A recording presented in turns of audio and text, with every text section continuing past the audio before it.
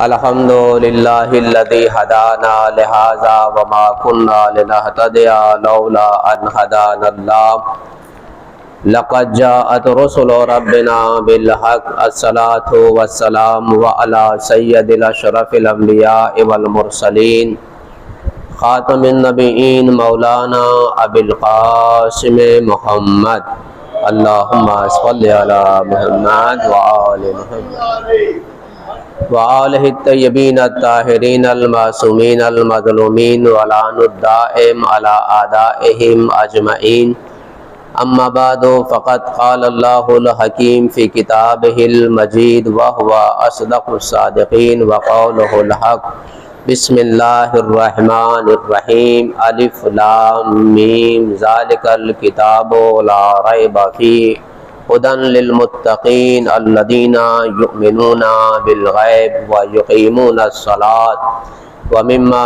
رزقناہم ینفقون صلوات بر محمد وآل محمد پر۔ عزیزان محترم، خدا ہم تمامی حضرات کی طاعت اور عبادت کو قبول فرمائے اور آپ کے وقت کو دیکھتے ہوئے 10 منٹ آپ کا میں صرف لوں گا۔ عزیزو، خدا کا شکر ہے، احسان ہے کہ اللہ نے پھر دوبارہ ماہ مبارک رمضان ہمیں آپ کو درک کرنے کا موقع دیا۔ پتہ نہیں کتنے ایسے اپنے برادران جو پچھلے سال اسی مسجد میں عبادت کرتے رہے ہوں گے اور آج اس سال جو ہے وہ ہمارے آپ کے درمیان نہیں ہے۔ بہرحال خدا کا شکر ہے، احسان ہے کہ خدا نے پھر عبادت کا موقع دیا ہے اور ہماری عبادت کو خدا قبول فرمائے۔ عزیزو، ایک چیز کو ہمیں یاد رکھنا ہے اور وہ ہے کہ ہمیں اپنی زندگی میں ہر گوشے میں رحم، کرم اور نرم، ہمیں اپنے کو ہر موڑ پر نرم رکھنا ہے، یعنی اپنے یہاں اکڑ نہیں پیدا کرنا ہے، کیونکہ اللہ جو ہے سب کچھ پسند کرتا ہے مگر اکڑ کو پسند نہیں کرتا۔ اکڑ کہاں پہ ہوتی ہے عزیزان محترم؟ جہاں پر جان نہ ہو۔ اکڑ کہاں پر ہوتی ہے؟ جہاں پر جان نہ ہو۔ درخت سے ایک ٹہنی کو آپ توڑیے، جو نرم ہوگی، لچک پائی جائے گی اور اپنی جگہ پر ایک حسن رکھتی ہوگی، اور اگر وہی ٹہنی سوکھ جائے گی تو کیا ہوگا؟ سوکھ گئی یعنی بے جان ہو گئی، جان اس کی چلی گئی، سوکھ گئی تو اکڑ جائے گی۔ اکڑ میں ذرہ برابر نرمی نہیں ہوتی، وہ حالات نشیب فراز سے کیا ہوتا ہے؟ ٹوٹ جاتا ہے۔ لہذا عزیزان محترم، زندگی کے ہر گوشے میں اپنے یہاں نرمی پیدا کیجئے، چاہے جو گوشہ ہو، چاہے وہ کاروبار کا ہو۔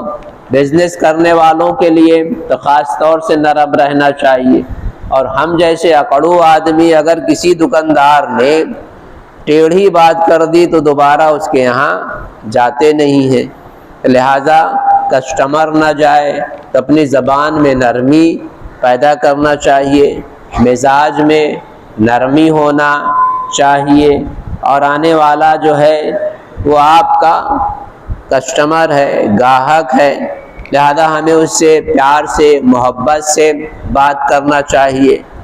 علم کا میدان ہو عزیزان محترم، تو عالم کو، آپ مدرس ہیں، ٹیچر ہیں، اگر بچے کو خدا نخواستہ کوئی غلط چیز بتا دیا تو فوری پہلی صورت میں آپ اس بچے کو اصلاح کیجئے کہ میں نے جو کل بتایا تھا وہ ایسا نہیں، ایسا ہے۔ آپ نہیں بتائیں گے تو یہ آپ کی اکڑ ہے۔ لہذا عزیزان محترم، اور جو بھی بندہ اکڑو ہوگا وہ کہیں نہ کہیں مار ضرور کھاتا ہے، چاہے وہ پڑھا لکھا عالم کیوں نہ ہو، چاہے بڑا سے بڑا بزنس مین ہی کیوں نہ ہو۔ ایک واقعہ تاریخ کا آپ کی خدمت میں عرض کرتا ہوں اور آپ کی 10 منٹ والی زحمت کو تمام کرتا ہوں۔ آپ نے نام سنا ہوگا ایک بہت ہی مشہور اور معروف عالم دین ان کے یہاں کے بغدادی ویسے بھی دنیا میں لوگ جانتے ہیں، بغدادی، آج کا بغدادی نہیں، اس زمانے کا بغدادی۔ کس زمانے کا؟ بہلول دانا والا زمانہ، جنید بغدادی۔ میں اسی قبر پہ گیا ہوں، جنید بغدادی۔ یہ اپنے کو بہت پڑھا لکھا کہتا تھا اور اکڑو بھی بہت تھا۔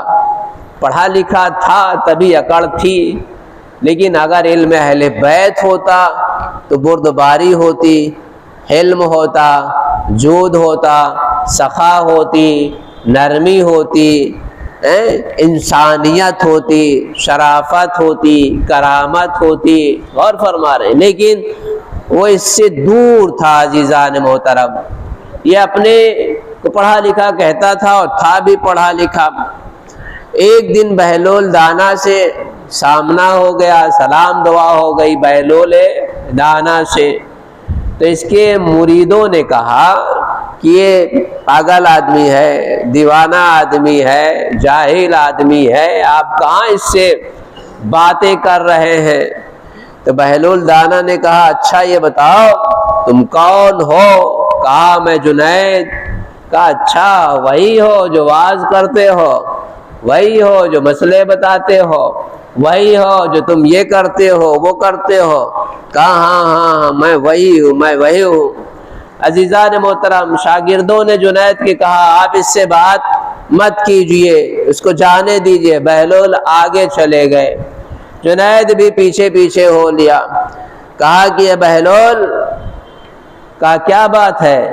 کہا میں جنید ہوں۔ کہا اچھا یہ بتاؤ تم بڑے پڑھے لکھے ہو؟ کہا ہاں۔ کہا تمہیں کھانے کا طریقہ معلوم ہے؟ سنیے گا غور سے عزیزان محترم، کھانے کا طریقہ معلوم ہے؟ کہا ہاں۔ کہا کیسے کھاتے ہو بتاؤ؟ تو اس نے بتایا کہ میں بسم اللہ کہہ کے کھانا کھاتا ہوں۔ عزیزان محترم، بہت بہترین نقطہ ہے ہماری آپ کی اصلاح کا، اور ہم آپ اگر اس بہلول کے فلسفے پر عمل کریں تو ہماری آپ کی واقعاً زندگی جو ہے سنور سکتی ہے، ہم اپنی زندگی میں تبدیلی لا سکتے ہیں اور اپنے گھر کے ماحول کو خوشگوار بنا سکتے ہیں۔ بہلول دانا جو تھے واقعاً دانا تھے، اور اس طرح سے دیوانگی میں انہوں نے اہل بیت اطہار کے مذہب کی ترویج کی ہے کہ ہم آپ آج آزاد رہ کے بھی ویسی ترویج نہیں کر سکتے جو بہلول نے اس زمانے سخت میں کیا ہے۔ اور کس سے گفتگو کر رہے ہیں؟ جنید سے، جو بادشاہ وقت کا عالم تھا، جس کے ہاتھ میں پاور، طاقت، اور اس کے چاروں طرف اس کے پیر، چاہنے والے، مرید اس کے اور اتنے زیادہ تھے عزیزان محترم کہ جنید سے اجازت مانگ رہے تھے، آپ اجازت دیجئے، آپ سے بد کلامی کر رہا ہے، میں آپ اس کا کام تمام کر دوں، قصہ تمام کر دوں، مسئلہ ہی ختم ہو جائے۔ لیکن جنید بھی سمجھدار تھا، اس نے کہا بہلول کا کیا ہے؟ کہا اچھا وہی ہو، ذرا بتاؤ کھانے کا طریقہ کیا ہے؟ کہا کھانا بسم اللہ الرحمن الرحیم کہہ کے کھاتا ہوں، ہاتھوں کو دھو کے کھاتا ہوں، اور وضو کر کے کھاتا ہوں، چبا چبا کے کھاتا ہوں۔ کھانا کھاتا ہوں تو ہمارے سامنے جو ہوتا ہے دسترخوان پہ وہی کھاتا ہوں، اور اپنے ہی کو دیکھتا ہوں، دوسرے کو نہیں دیکھتا کہ کون کتنا کھا رہا ہے، کہ میں یہ دیکھوں ہمارے سکندر بھائی کتنے نوالے کھائے اور میں نے کتنا کھایا۔ میں سر جھکا کے کھاتا ہوں۔ جتنی تھی عزیزان محترم کھانا کھانے کی صفتیں کہ کس طرح سے ہمیں کھانا کھانا چاہیے، حقیقتاً بسم اللہ کہہ کے کھانا چاہیے، باوضو ہو کے ہمیں کھانا چاہیے، اپنے آگے کا کھانا چاہیے۔ بوٹی اگر دوسرے کے سامنے رکھی ہو تو اس کو رکھے رہنے دیجئے، آپ اپنے آگے کی کھائیے، اگر ہے تو کھائیے، نہ ہے تو مت کھائیے۔ کسی کے چہرے پہ نظر مت کیجئے کھانا کھاتے وقت، آپ جو کھا رہے ہیں وہیں اسی کو دیکھیے۔ بہلول نے کہا کہ بس کہاں؟ کہا تمہیں کھانا کھانے کا طریقہ نہیں آتا، تو واعظ و نصیحت کیا کرتا ہے؟ تجھے کھانا نہیں آتا کس طرح کھانا کھایا جائے، تو دوسروں کو واعظ و نصیحت کیا کرے گا؟ عزیزان محترم یہ کہہ کے بہلول چلے گئے، تجھے کھانے کا طریقہ نہیں آتا۔ اب ظاہر سے بات ہے اس کو بڑا گراں گزرے گا کہ ہمیں کھانا کھانا نہیں آتا ہے تو ہم دوسرے کو کیا سمجھائیں گے، اور وہ بھی شاگردوں کے سامنے۔ اب شاگردوں میں اس کی ہو گئی بے عزتی۔ اب یہ بہلول چلے گئے، یہ بہلول کا پیچھا نہیں چھوڑے، یہ پھر بہلول کے پاس پہنچے۔ بہلول نے کہا اچھا پھر یہاں تم؟ کہا ہاں۔ کہا مجھے بتاؤ۔ کہا اچھا تمہیں سونے کا طریقہ آتا ہے؟ تو اس نے سونے کا طریقہ بتایا، اور جب سونے کا طریقہ بتایا تو کہا بہلول نے تمہیں سونے کا طریقہ بھی نہیں آتا ہے۔ بہرحال پھر بہلول آگے بڑھ گئے۔ تیسری جگہ پہ جب بہلول کو جنید نے پکڑا تو بہلول نے کہا اچھا یہ بتا تجھے بات کرنا آتی ہے، کیسے بات کی جاتی ہے؟ اس نے بتایا تو بہلول نے کہا تجھے بات بھی کرنا نہیں آتی۔ اب اس کو آ گیا غصہ، بہلول کا دامن پکڑ لیا، اب تو تمہیں بتانا پڑے گا کہ کھانا کیسے کھایا جاتا ہے، سویا کیسے جاتا ہے، باتیں کیسے کی جاتی ہیں۔ تو عزیزان محترم بہلول دانا نے کہا کہ تو نے جو بتایا کھانا کھانے کا طریقہ وہ تو فرعی ہے، اصولی نہیں ہے، وہ تو فرع ہے، اصل نہیں ہے۔ ہاتھ دھو کے کھانا فرع ہے، بسم اللہ کہہ کے کھانا فرع ہے، اپنے سامنے کا کھانا فرع ہے، اصل نہیں ہے۔ اصل کیا ہے؟ جنید نے پوچھا اصل کیا ہے؟ کہا اصل یہ ہے کہ حلال کھایا جائے، حرام سے اپنے کو دور رکھا جائے۔ صلوات بھیجئے محمد وآل محمد پر۔ کہ حلال کھایا جائے، کہ حلال کھایا جائے، حرام سے دور رکھا جائے۔ اگر مال غذا حرام ہوگی تو چاہے جتنا تو بسم اللہ ہر نوالے پہ بسم اللہ پڑھے گا، وہ بسم اللہ بجائے تجھے فائدہ دینے کے نقصان پہنچائے گا۔ صلوات بھیجئے محمد وآل محمد پر۔ لہذا وہ اس کی اکڑ تھی عزیزان محترم، میں پڑھا لکھا ہوں، مگر ایک بغداد کے دیوانے نے اس کی اکڑ کو کیسے خاک میں ملایا، کس طریقے سے اسے ذلیل کیا، اور ایسا جواب بہلول نے دیا کہ اس کے پاس کوئی اور سوال کا موقع ہی نہیں تھا۔ صلوات بھیجئے محمد وآل محمد پر۔ لہذا جو در اہل بیت سے وابستہ ہوتے ہیں عزیزان محترم، ذات پروردگار عالم ان کے ہاں بردباری دیتا ہے، ان کو ہمت دیتا ہے، حوصلہ دیتا ہے، اور ہر موڑ پر عزیزان محترم اپنے کو نرم رکھنے کی کوشش کیجئے۔ یہی ہماری زندگی ہے، اور یہ سیرت اہل بیت بھی ہے، یہ سیرت اہل بیت ہے، سیرت ائمہ اطہار ہے۔ ہر موڑ پر اپنے یہاں گوشے نرم رکھیں عزیزان محترم، اور جو نرم ہوتا ہے وہ عزیزان محترم ہر موڑ پر کامیاب ہوتا ہے۔ اور اہل بیت کی اگر نرمی کو آپ دیکھیں گے، بردباری کو آپ دیکھیں گے، ذرا کربلا کے میدان میں آئیے۔ کربلا میں امام حسین کے لشکر کو روکنے والا کون تھا؟ جناب حر تھے۔ امام حسین کے لشکر کو آگے نہیں بڑھنے دیا۔ لجام فرس پر امام حسین کے جس نے ہاتھ ڈالا تھا وہ کون تھا؟ جناب حر تھے۔ لیکن جب جناب حر امام کی خدمت میں حاضر ہوئے ہیں، علی کا بیٹا کتنا کریم تھا، کتنا سخی تھا، کتنا بردبار تھا، کتنا نرم تھا، کہ ساری خطا کو آپ اس کے نظر انداز کر کے اس کی خطا کو معاف کر دیتے ہیں۔ اور وہ بھی بڑا مایوس تھا، آنکھوں پہ پٹی باندھے ہوئے تھا کہ کس منہ سے حسین کی خدمت میں حاضر ہوں گے۔ ہاتھ بندھے ہوئے تھے جناب حر کے عزاداروں۔ جب آنکھوں سے پٹی کھولی ہے، امام حسین کے قدموں پہ حر کا سر پڑا ہوا تھا۔ امام نے حر کو بلند کیا، اٹھایا اور آواز دی۔ کریم ابن کریم نے کہا اے حر، تم دنیا میں بھی حر ہو اور وہاں بھی حر رہو گے۔ جزاکم ربکم عزادار، خدا آپ کو کسی غم میں نہ رلائے۔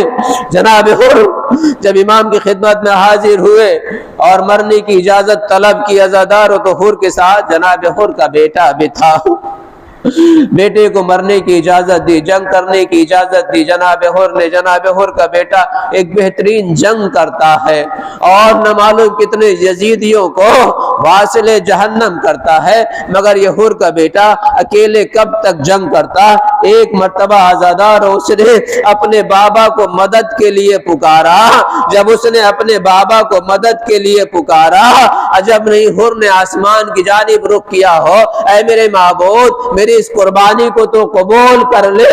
عزادار حر بیٹے کی آواز کو سنتے ہی گھوڑے کو ایڑ لگائی، بیٹے کے جنازے کے پاس جب پہنچے تو کیا دیکھا، امام حسین وہاں پر بیٹھے ہوئے میرے بیٹے کا سر اپنی آغوش میں لیے ہوئے۔ امام اپنی حر کے بیٹے کا سر اپنی آغوش میں لیے ہوئے ہیں۔ حر نے جب یہ منظر دیکھا تو عزاداروں منہ پہ تماچے لگائے، اے میرے آقا ارے غلام کو بھی کچھ خدمت کا موقع دیجئے۔ سیعلم الذین ظلموا ای منقلب ینقلبون علی لعنۃ اللہ علی القوم الظالمین۔ پروردگارہ ہماری اس مختصر سی عبادت کو قبول فرما، پروردگار اعمال صالح انجام دینے کی توفیق عطا فرما، پروردگار بانی مجلس اور حاضرین مجلس کی حاجات کو پوری فرما، پروردگار شیعان اہل بیت کی جان مال عز و آبرو کی حفاظت فرما، پروردگار دشمنان اسلام کو نابود فرما، پروردگار بالخصوص امریکہ، اسرائیل، آل سعود کو ذلیل اور خوار فرما، پروردگار پرچم اسلام کو بلند فرما، پروردگار محافظ اسلام کے ظہور میں تعجیل فرما، پروردگار ان کا امان اور انصار میں شمار فرما۔ ایک مرتبہ سورہ حمد اور 3 بار سورہ توحید کی تلاوت فرما کر تمام مومنین و مومنات کی روح کو اثار فرما۔ بسم اللہ الرحمن الرحیم، الحمدللہ رب العالمین الرحمن الرحیم مالک یوم الدین، ایاک نعبد و ایاک نستعین اهدنا الصراط المستقیم صراط الذین انعمت علیہم غیر المغضوب علیہم ولا الضالین۔ بسم اللہ الرحمن الرحیم، قل هو اللہ احد اللہ الصمد لم یلد ولم یولد ولم یکن له کفوا احد۔ بسم اللہ الرحمن الرحیم، الم یکن له کفوا احد۔ بسم اللہ الرحمن الرحیم۔